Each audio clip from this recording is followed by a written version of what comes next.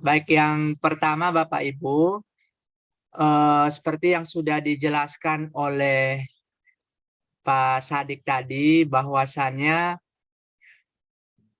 penyusunan RKAKL khususnya di madrasah negeri, ini selama ini memang terkesan tidak merujuk pada RKAM yang merupakan hasil dari evaluasi diri madrasah. Untuk itu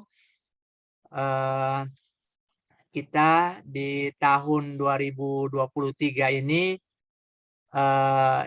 insya Allah akan memulai, sebelum penyusunan RKAKL, kita terlebih dahulu harus menyusun harus menyusun RKM. Meskipun secara teknis aplikasi untuk penginputan RKAM 2023-nya belum dibuka, nanti kita akan melakukan penginputannya setelah di bulan November nanti, ya. Namun tetap kita harus menyusun terlebih dahulu RKKL karena memang khusus untuk madrasah negeri itu pagunya sudah disahkan di bulan Oktober nanti, sehingga kalau menunggu penginputan di aplikasi RKM tentunya tidak sempat, sehingga nantinya kita akan melakukan penyusunan secara manual terlebih dahulu, ya, untuk bisa mensinergikan antara penyusunan RKAM dengan penyusunan RKKL. Kenapa seperti itu? Karena belajar pada kasus di tahun 2022, ya, 2022 saat ini itu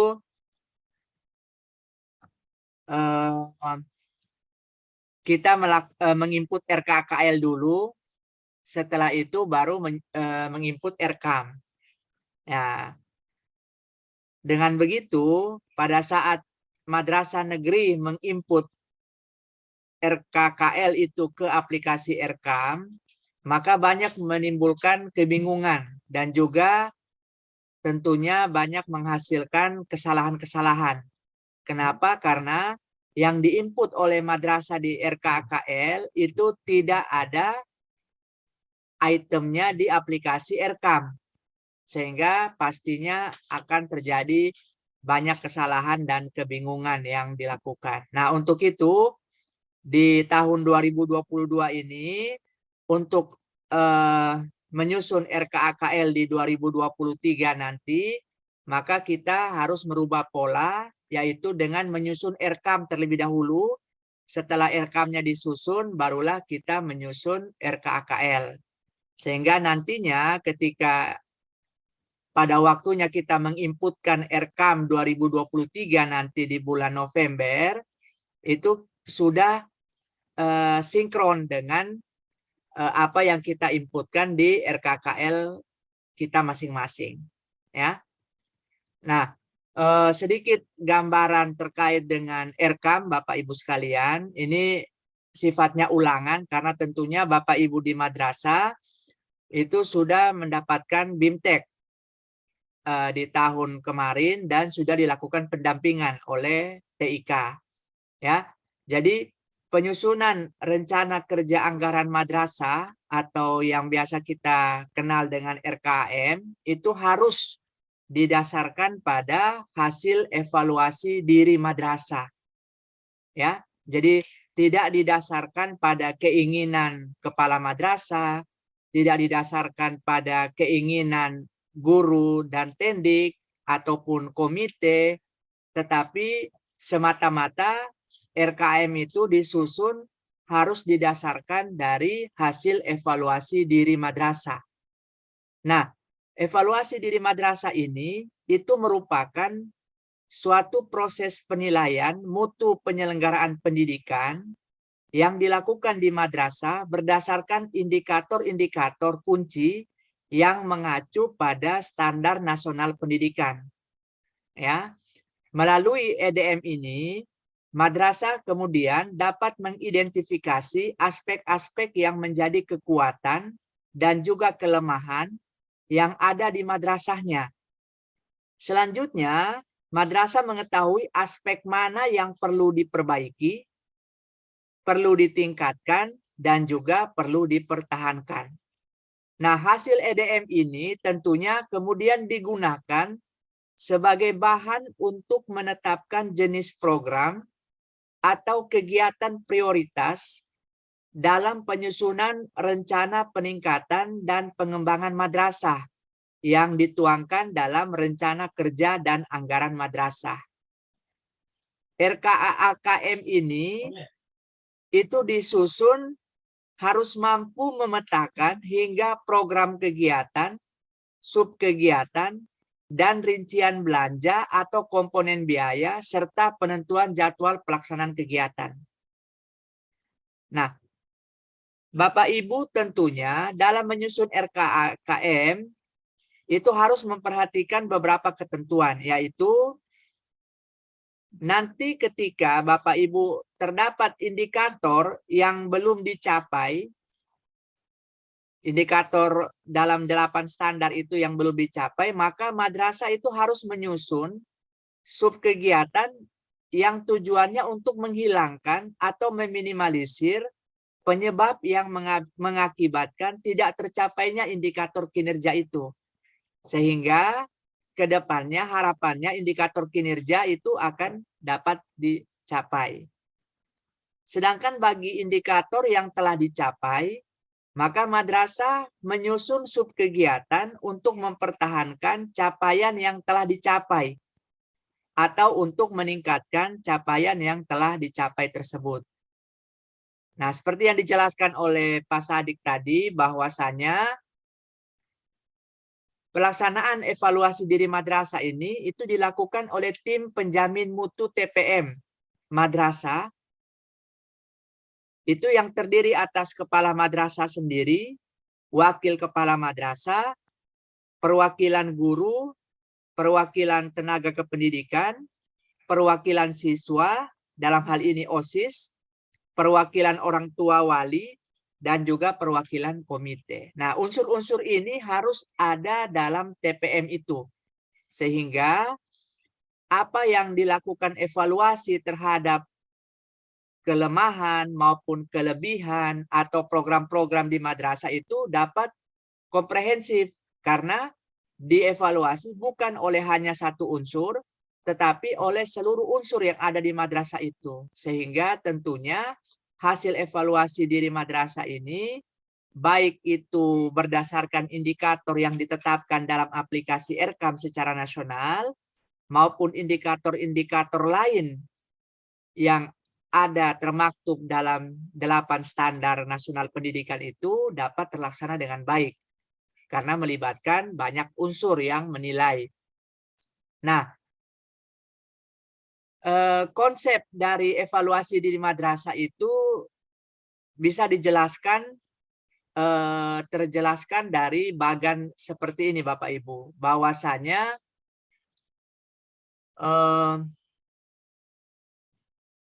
kita setiap madrasah itu tentunya punya visi dan misi. Dan juga setiap kepala madrasah yang baru menjabat atau sudah lama menjabat tentunya punya program kerja. Nah, berdasarkan visi, misi, program kerja, dan pemerintah sudah menetapkan 8 standar nasional pendidikan. Nah, tentunya visi, misi, program kerja, visi, misi, dan 8 standar itu menjadi kondisi yang ingin dicapai oleh madrasah. Ya, menjadi kondisi yang ingin dicapai oleh madrasah. Namun tentunya kondisi ideal yang ingin dicapai oleh madrasah ini, kita juga perlu melihat kondisi saat ini yang ada di madrasah. Sehingga tugas TPM, tim penjamin mutu ini adalah membandingkan antara kondisi saat ini di madrasah dengan kondisi yang ingin dicapai berdasarkan tadi visi misi dan juga 8 standar yang sudah ditentukan oleh pemerintah. tentunya ketika melakukan pembandingan antara kondisi saat ini di madrasah dengan kondisi yang ingin dicapai, pasti akan ada ditemukan yang namanya kesenjangan. Ada yang tidak sesuai antara kondisi yang saat ini di madrasah Bapak Ibu sekalian dengan kondisi yang ingin dicapai tadi. Nah, tugas dari Bapak Ibu di TPM adalah bagaimana melakukan analisis terhadap kesenjangan yang ditemukan. Penyebabnya apa sih? Kok bisa kondisi saat ini tidak memenuhi kondisi yang ingin dicapai dalam 8 standar itu? Nah, dari analisis penyebab-penyebab ini, tentunya Bapak Ibu akan menemukan, oh ini kelemahan madrasah ini di standar ini tuh di sini.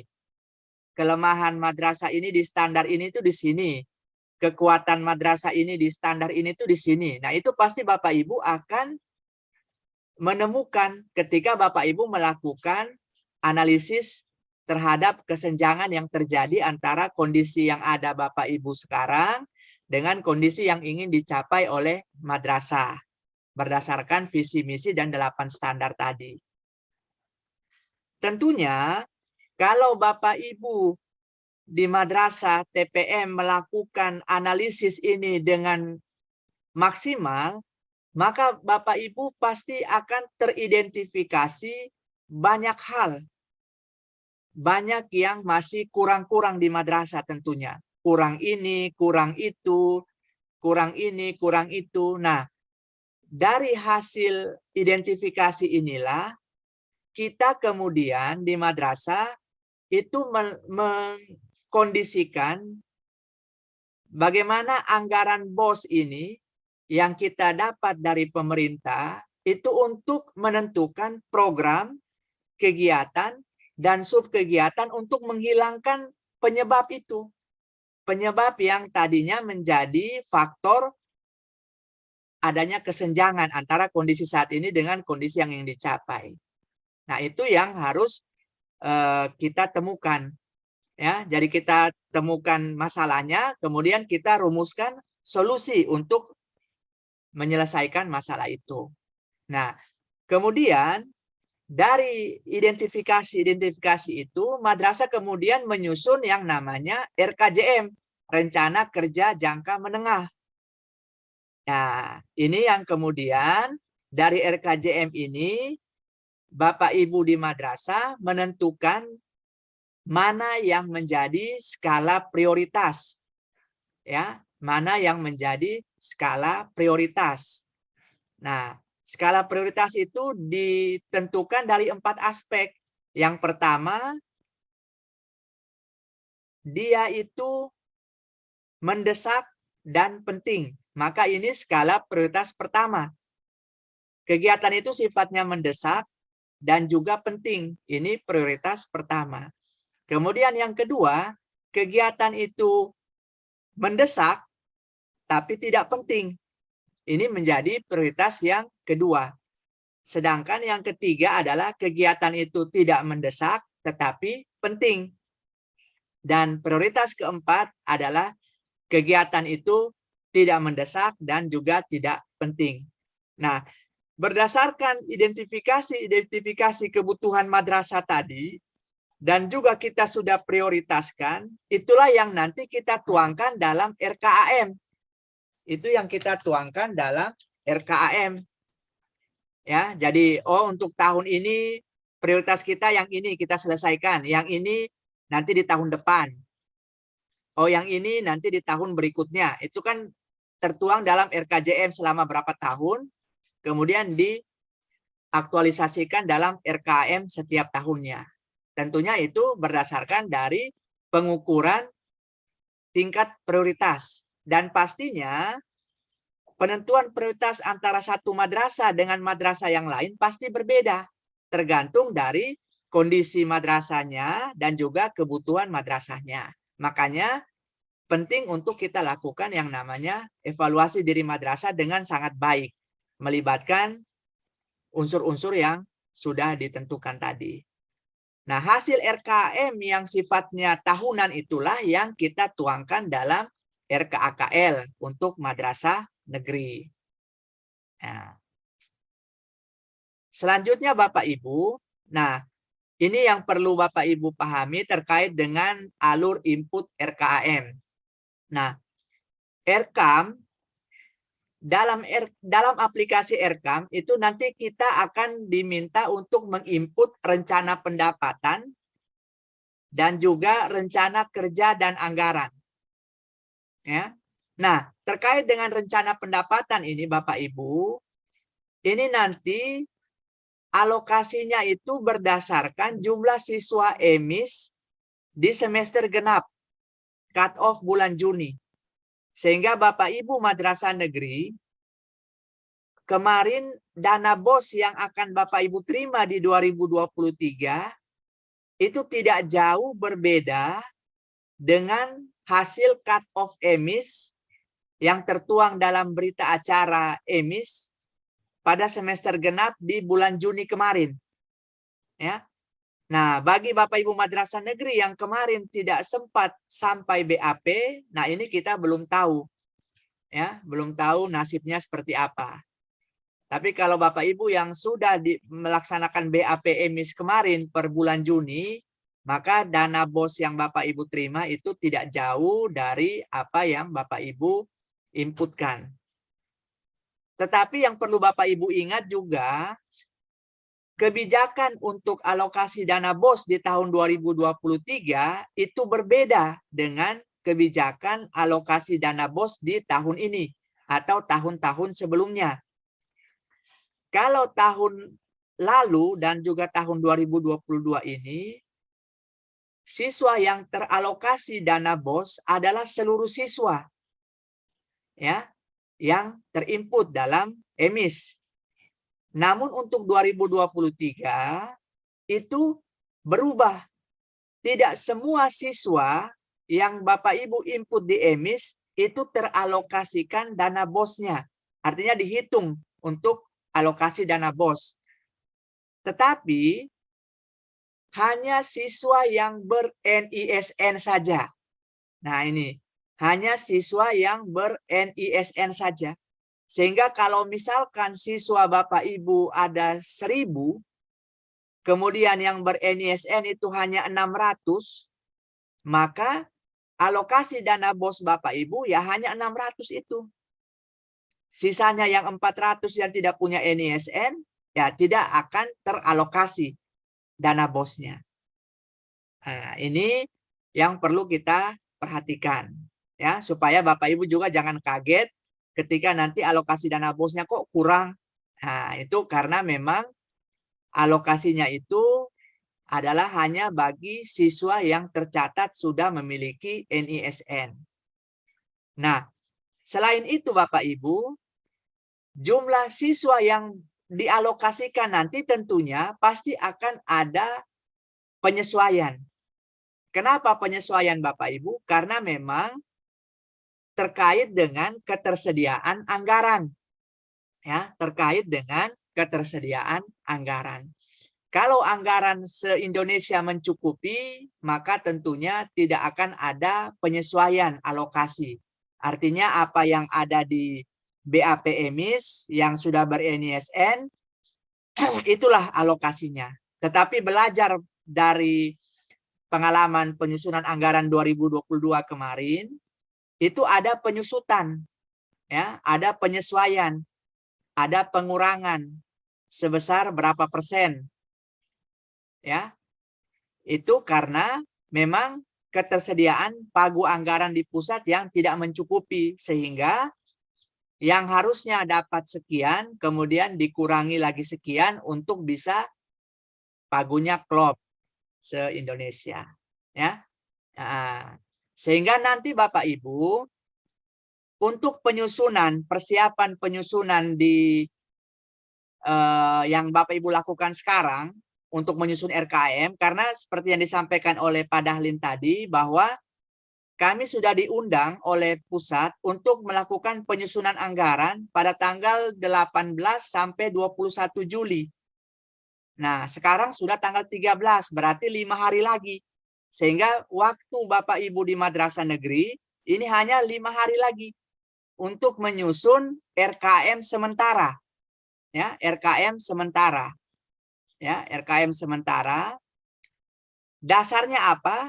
Bapak Ibu melihat jumlah siswa pada BAP EMIS bulan Juni kemarin. Ya. Lihat minta operator EMIS, BAP EMIS-nya di bulan Juni kemarin jumlah siswanya berapa? Itulah yang Bapak Ibu dasarkan untuk penginputan RKM senilai jumlah siswa yang ada di situ. Sehingga nanti kalau memang pada saat pagu alokasinya sudah diberikan kepada kami di tanggal 18 nanti, yang fix per madrasah sekian, apakah ada penyesuaian atau tidak, ada pengurangan atau tidak, itulah yang nanti kami sampaikan kembali ke Bapak Ibu, tinggal dilakukan penyesuaian. Dikurangi sedikit-sedikit untuk menyesuaikan nilai alokasi yang ada. Tetapi di awal ini yang Bapak Ibu kerjakan mulai sebentar hingga 5 hari ke depan ini adalah menggunakan dasar jumlah siswa EMIS cut off 30 Juni. Ya, seperti itu. Kemudian Bapak Ibu, itu terkait dengan rencana pendapatan. Terkait dengan rencana kerja dan anggaran, seperti yang kami sudah jelaskan tadi, itu Bapak Ibu melakukan EDM dari visi misi, tujuan, membandingkan kondisi real dengan standar nasional, mendapatkan rincian kebutuhan, kemudian Bapak Ibu tentukan prioritas, dari setelah prioritas itu Bapak Ibu tentukan komponen biayanya, dia masuk di sub kegiatan mana, masuk kegiatan mana, dan masuk standar mana. Barulah menginput RKM. Kenapa? Karena dalam penyusunan RKAM ini, itu semuanya didasarkan pada 8 standar. Sehingga penting untuk Bapak Ibu mengkelompokkan rincian kebutuhan Bapak Ibu itu masuk di standar mana. Begitupun nanti penginputan di RKAKL di Sakti, juga Bapak Ibu harus input berdasarkan standar-standarnya. Ya, standar isi, standar proses, standar pengelolaan, dan seterusnya. Ya, tidak seperti yang lalu-lalu. Selanjutnya Bapak Ibu, nah ini yang penting adalah terkait dengan penyusunan RKAM ini Bapak Ibu, kita sudah dipaksa dalam tanda kutip, menggunakan RKAM ini, bahwa Bapak Ibu mengalokasikan yang namanya kegiatan, subkegiatan, dan komponen biaya itu harus merujuk pada apa yang sudah tertuang dalam aplikasi RKAM. Tidak boleh di luar itu. Artinya, sampai komponen biayanya pun sudah ditentukan di aplikasi RKAM. Bapak Ibu tidak bisa membuat atau merincikan atau membelanjakan sesuatu yang tidak ada dalam RKAM. Nah, ini yang kemarin di tahun lalu itu hingga tahun ini kesulitan karena Bapak Ibu menyusun RKKL tidak melihat RKAM. Setelah RKKL jadi mau input di RKAM tidak bisa karena apa yang Bapak Ibu input di RKL itu tidak sama di RKAM. Makanya kita balik, kita susun RKAM dulu, sesuaikan dengan yang ada di RKAM, barulah kita susun RKAKL. Jadi ingat bahwa kegiatan, subkegiatan, dan komponen biaya, ya artinya detail belanja yang mau dibelanjakan apa, itu sudah ditentukan oleh pusat.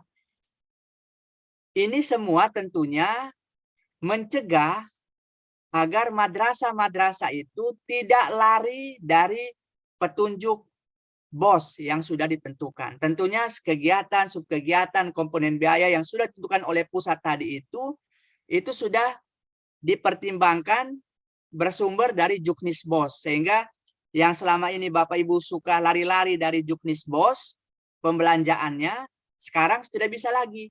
Karena sudah menggunakan RKAM, kita harus merujuk pada apa yang sudah ditentukan di RKAM. Karena kalau tidak merujuk pada itu, maka pasti Bapak Ibu punya pelaporan pasti akan salah. Ya, akan salah.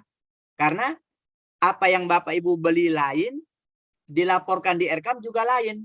Karena yang Bapak Ibu belikan tadi itu tidak ada dalam RKAM. Makanya Bapak Ibu, kita menyusun Erkam dulu, baru menyusun RKAKL di madrasah negeri. Ya. Nah, setelah itu Bapak Ibu sudah menyusun Erkam, itu menginputkan nilai besaran biayanya, itu tentunya merujuk pada ketentuan di SBM, standar biaya masukan yang dikeluarkan oleh Menteri Keuangan, dan juga SBK atau harga lokal. Ya, harga lokal. Itu yang perlu kita pahami. Nah, ini terkait dengan Erkam juga, nanti Bapak Ibu pertama mulai dari standar, memilih ini standar mana, standar isi, standar pengelolaan, standar pembiayaan, dan seterusnya. Kemudian memilih kegiatan, kemudian memilih subkegiatan, kemudian memilih komponen biaya. Jadi bahasanya tuh memilih Bapak Ibu. Artinya apa yang sudah ada di situ kita pilih, bukan kita tentukan sendiri. Jadi kita memilih standar, memilih kegiatan, memilih subkegiatan, dan juga memilih komponen biaya. Nah, nanti tugas kita, komponen biaya yang sudah ada, kita tentukan apakah komponen biaya ini dia dipungut pajaknya atau tidak. Kalau dipungut pajaknya, maka yang kita inputkan dalam RKAM itu adalah nilai barang plus pajak. Ya, nilai barang plus pajak. Kalau kita tidak pungut pajaknya, maka yang kita inputkan hanya nilai barang. Ya, contoh misalkan kita beli laptop harga 10 juta, ya, kita pungut PPN sekarang 11%, ya.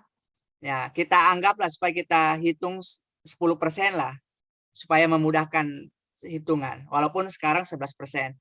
10 juta, PPN 10%, maka 1 juta. Maka yang kita inputkan nilai barangnya adalah 11 juta. Nilai barang plus pajak.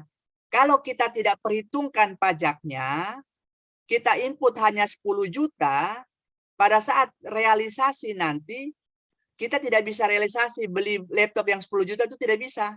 Karena pasti ada pajaknya yang kita pungut. Nah, kita harus merevisi Erkam lagi. Ya, karena dalam aplikasi Erkam itu, nilai satuan yang kita sudah input, ketika kita membeli lebih dari nilai satuan yang kita sudah tentukan, maka aplikasi akan tolak. Harus kita revisi terlebih dahulu. Jadi, setelah komponen biaya kita sudah tentukan, kita tentukan apakah dipungut pajak atau tidak. Selain itu, kita tentukan metodenya. Apakah swakelola atau menggunakan pihak ketiga. Ya, apakah dikontrakkan ataukah kita yang kerja sendiri. Contoh pemeliharaan. Apakah kita beli cat sendiri, beli seng sendiri, beli balok sendiri, kemudian kita kerjakan sendiri dengan ongkos tukang, ataukah kita kontrakan kepada pihak ketiga sekian untuk proses pemeliharaan. Nah, itu harus ditentukan di awal pada saat penyusunan Erkam. Karena yang selama ini terjadi di pelaporan 2022 ini, itu banyak yang salah. Akhirnya harus kembali melakukan revisi Erkam, revisi RKKL. Itu yang perlu Bapak Ibu pahami. Nah, terkait dengan 8 standar, tentunya kita sudah pahami bersama, itu ada standar isi, standar proses, standar kompetensi lulusan, standar PTK, standar sarana prasarana, standar pengelolaan, standar pembiayaan, dan standar penilaian pendidikan. Nah, tentunya harapan kami Bapak Ibu di madrasah, khususnya kepala madrasah, itu sudah memahami standar-standar ini. Karena pengalaman di 2022 ini Bapak Ibu, setelah saya memeriksa RKM madrasah negeri, itu banyak yang salah kamar. Ya, banyak yang salah kamar. Bayar honor masuk di standar sarpras. Nah, beli laptop masuk di standar isi. Nah, bayar listrik masuk di standar proses. Nah, ini salah-salah kamar ini Bapak Ibu. Nah, ini tentunya dapat kita pahami berarti Bapak Ibu di madrasah itu belum memahami sepenuhnya terkait dengan 8 standar ini. Nah, sehingga saya akan menyampaikan jenis kegiatan dan subkegiatan yang sudah diatur di aplikasi Erkam sebagai pedoman Bapak Ibu supaya Bapak Ibu dalam menyusun Erkam itu tidak salah kamar, ya, tidak salah kamar.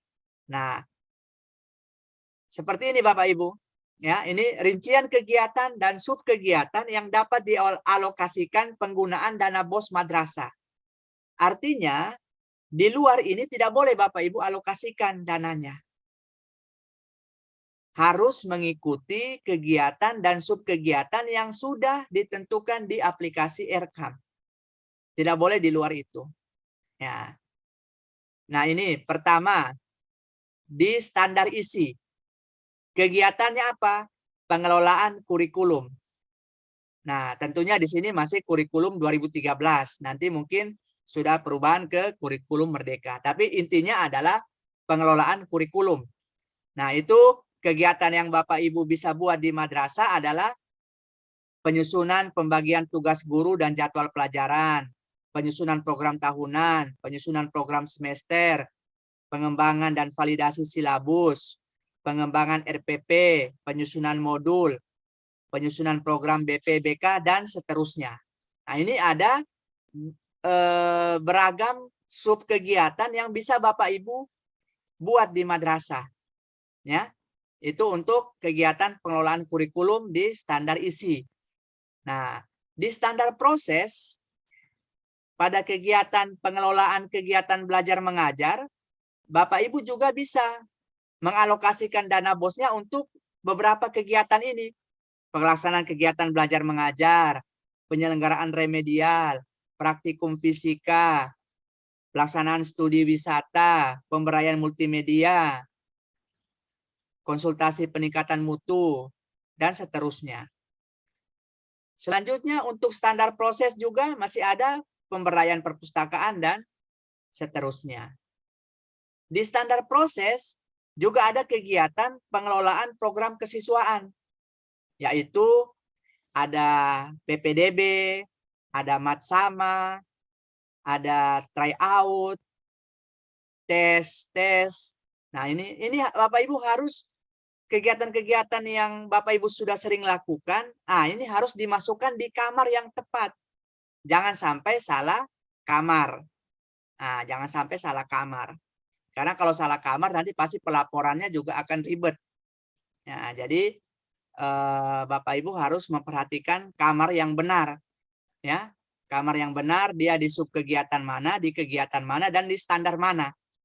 Karena penyusunan Erkam itu nanti akan sampai sedetail itu. Selanjutnya di standar proses ada juga kegiatan perlombaan sekolah. Nah, ini ada pelaksanaan lomba-lomba, ada juga pengembangan keterampilan siswa. Nah, ini ya. Ini nanti Bapak Ibu bisa dibaca. Kemudian ini subkegiatan standar proses juga pengelolaan ekskul ya. Kemudian kegiatan pengelolaan sekolah tetap di standar proses. Ini juga masih di standar proses. Kemudian ini juga masih di standar proses. Ya. Ini standar kompetensi lulusan, ada 4 kegiatan, subkegiatan. Ini di standar pendidik dan tenaga kependidikan. Ini kamar-kamarnya yang bisa Bapak Ibu pakai ya untuk menempatkan kegiatan-kegiatan di madrasah Bapak Ibu. Nah, ini terkait dengan sarana prasarana, ini ada pemeliharaan, ini ada perbaikan gedung, kemudian ada pemeliharaan dan perbaikan gedung, ada rehab ruang kelas, plafon, dindingnya, pintu jendela, pengecetan. Nah, itu banyak Bapak Ibu subkegiatannya nih. Ya, ini untuk langganan daya dan jasa ya, yang khususnya bukan bayar langganan, tetapi untuk pemasangan, penambahan daya listrik, pengadaan genset, pemasangan jaringan internet baru, instalasi listrik baru, nah itu di standar Sarpras. Nah, kemudian standar pengelolaan, ya, pembayaran honor guru itu di standar pengelolaan, jangan sampai keliru. Nah, ini banyak sub kegiatannya di sini. Kemudian kegiatan supervisi, monitoring, dan evaluasi itu di standar pengelolaan. Kemudian kegiatan humas itu di standar pengelolaan. Administrasi keuangan sekolah itu di standar pembiayaan terkait dengan penyusunan laporan BOS, ya, penyusunan standar biaya sekolah, pembayaran tagihan-tagihan listrik, air itu di standar pembiayaan. Nah, di standar penilaian pendidikan itu terkait dengan ujian, penyusunan soal, penyusunan kisi-kisi, kemudian pelaksanaan ulangan, analisis, itu ada di standar penilaian pendidikan. Artinya Bapak Ibu, artinya bahwa apa yang Bapak Ibu alokasikan di RKM itu harus merujuk pada kegiatan dan subkegiatan yang sudah diatur.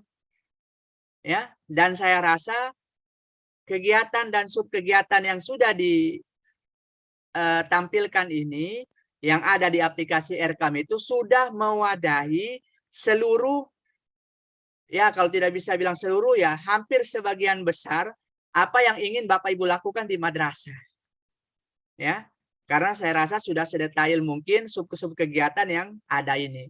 Tinggal bagaimana Bapak Ibu setelah hasil EDM itu Bapak Ibu sudah buat, rincian kebutuhannya sudah ada, tinggal Bapak Ibu klop, oh kebutuhan ini masuk di subkegiatan ini, standar ini. Oh kebutuhan ini masuk di subkegiatan ini, kegiatan ini, standar ini. Kebutuhan ini masuk di sini, masuk di sini, masuk di sini. Nah ini yang perlu Bapak Ibu paskan supaya jangan salah kamar tadi. Nah tentunya Bapak Ibu penyusunan nanti Bapak Ibu harus berdasarkan juknis BOS. Ya, contoh tadi subkegiatan di situ ada terkait dengan pelaksanaan ujian. Ya, pelaksanaan ujian. Nah, pelaksanaan ujian itu di juknis BOS apa yang bisa dibayar? Ya, mungkin konsumsi bisa, tapi tidak boleh honor, ya kan? Nah, itu Bapak Ibu harus merujuk pada juknis BOS. Ya, contoh di sini kegiatan penyusunan soal. Nah, tidak mungkin Bapak Ibu kasih honor pada si guru yang nyusun soal, ya mungkin konsumsi atau apa begitu. Nah, itu Bapak Ibu tentunya detail-detail yang Bapak Ibu mau belanjakan itu merujuk pada juknis BOS, ya. Nah, merujuk pada juknis BOS. Dan juga nilainya itu memperhatikan ketentuan SBM. Contoh misalkan tadi ada kegiatan PPDB. Ya, Bapak Ibu alokasikan honor panitia PPDB secara SBM boleh karena PPDB itu sasarannya masih masyarakat. Nah, berarti honornya boleh. Besarnya berapa? Di SBM jelas. Yang bisa dialokasikan itu pengarah, pembina, ketua, sekretaris, anggota. Ketua maksimal 400. Anggota, sekretaris maksimal 300. Jumlah panitia totalnya maksimal 10% dari jumlah peserta. Nah, kalau kegiatan ujian, kegiatan lomba-lomba, atau kegiatan matsama, karena sasarannya itu sudah merupakan siswa kita, maka tidak boleh lagi ada honor panitia. Nah, itu sudah sesuai dengan ketentuan SBM. Jadi, kamar-kamar itu sudah disiapkan kepada Bapak Ibu, tinggal Bapak Ibu mengisi detail-detailnya. Tentunya detail-detail ini Bapak Ibu merujuk pada ketentuan juknis BOS dan ketentuan SBM. Nah, nantinya Bapak Ibu, bagi Bapak Ibu di operator, itu nanti akan menyusun RKAKL di Sakti, itu yang dia program, kegiatan, KRO, RO, komponen, subkomponen, nanti ada headernya, ada akun, sama ada detailnya. Nah, nanti bagi teman-teman operator, di bagian subkomponen nanti yang A, B, C, D, dan seterusnya itu Bapak Ibu mengisi standar dan kegiatannya. Sedangkan di headernya itu nanti sub kegiatan. Ya, contoh kayak kegiatan mana tadi? Tagihan ini. Nah, berarti di subkomponennya itu standar pembiayaan, ya, pembiayaan rumah tangga, sekolah, daya dan jasa. Kegiatannya pembayaran rumah tangga, sekolah, daya dan jasa. Nanti di headernya pembayaran tagihan telepon. Akunnya langganan, daya, telepon. Nah, detailnya apa? Bayar tagihan telepon 12 bulan kali sekian, totalnya sekian. Kemudian header baru lagi, pembayaran tagihan listrik. Ya. Kemudian detailnya akun tagihan listrik. Detailnya pembayaran listrik madrasah 12 bulan kali sekian. Header lagi, kalau masih dalam satu kegiatan, maka cukup ditambah headernya. Kalau sudah berbeda kegiatan, ya, kalau sudah berbeda kegiatan, maka ditambah subkomponen yang baru. Nah, itu teknis di operator itu pada saat penginputan di RKKL-nya. Jadi subkomponen itu adalah kegiatannya, ya. Sedangkan yang headernya itu sub kegiatan. Ya, seperti itu, ya. Itu mungkin nanti teknisnya seperti itu. Pasti Bapak Ibu operator sudah memahami mana yang subkomponen, mana header, mana akun, mana detail, ya. Nah, nanti kita perjelas di situ. Nah, ini mungkin sudah selesai sedikit penjelasannya. Intinya adalah Bapak Ibu sekalian, intinya adalah kita menyusun RKKL di madrasah negeri itu harus merujuk pada RKAM. Aja kita susun RKAM dulu. Karena pengalaman tahun ini, pasti Bapak Ibu bendahara dan kepala madrasah yang sudah menginputkan realisasi belanja di RKAM, itu pasti berbeda, sulit. Karena dari RKKL yang kita susun tanpa ikut RKAM itu, kemudian kita masukkan di aplikasi RKAM itu pasti kacau. Nah, untuk itu, sekarang ini kita susun RKAM dulu, merujuk pada kegiatan, subkegiatan, dan komponen-komponen biaya yang sudah ditentukan di RKAM. Setelah itu kita masukkan di RKKL, nanti pada saat kita implementasi RKAM-nya tidak susah lagi. Ya, mungkin seperti itu Bapak Ibu sekalian. Kalau soal penginputan di RKKL pasti operator sudah sangat memahami. Ini sekadar terkait dengan penyusunan RKAM-nya. Karena di Satker Madrasah Negeri khususnya itu dana itu sebagian besar adalah dana BOS. Ya, sedangkan tambahannya itu kan gaji dan operasional. Dan terkait dengan SBM, itu kita sama-sama sudah pegang SBM 2023. Kalau Bapak Ibu belum memiliki SBM 2023, Bapak Ibu bisa download di Pustaka Digital Pendis. Di situ ada SBM 2023. Ya. Dan rujukan kita masih Juknis BOS 2022. Karena sampai saat ini BOS 2023 belum ada. Sehingga nanti untuk penyusunan 2023 di pagu anggaran ini, kita merujuk di Juknis BOS 2022 dulu. Sehingga nanti kalau di pertengahan jalan nanti ada update Juknis BOS 2023, maka nanti di pagu alokasi nanti itu kita bisa menyesuaikan kembali. Ya, intinya adalah kita sudah membuat RKAM dulu. Ya, dan kami harapkan 5 hari tersisa ini Bapak Ibu supaya Bapak Ibu jangan kerja dobel. Karena kalau Bapak Ibu tidak selesaikan di 5 hari ini, pada saat penyusunan anggaran nanti migrasi dari tahun 2022 ke 2023 kan masih menggunakan RKKL yang lama. Ya. Nah, kalau kita tidak sesuaikan memang di pagu anggaran ini, pastinya nanti akan Bapak Ibu repot untuk menyesuaikan di pagu alokasi nanti. Sehingga waktu tersisa ini silakan susun RKAM dulu, lakukan rapat TPM, buat evaluasi diri madrasah, temukan identifikasi rincian kebutuhan, tentukan prioritas, masukkan dalam kegiatan dan subkegiatan berdasarkan standar nasional pendidikan, selesai. Tinggal input di RKKL. Terima kasih. Billahi taufiq wal hidayah. Wassalamualaikum warahmatullahi wabarakatuh.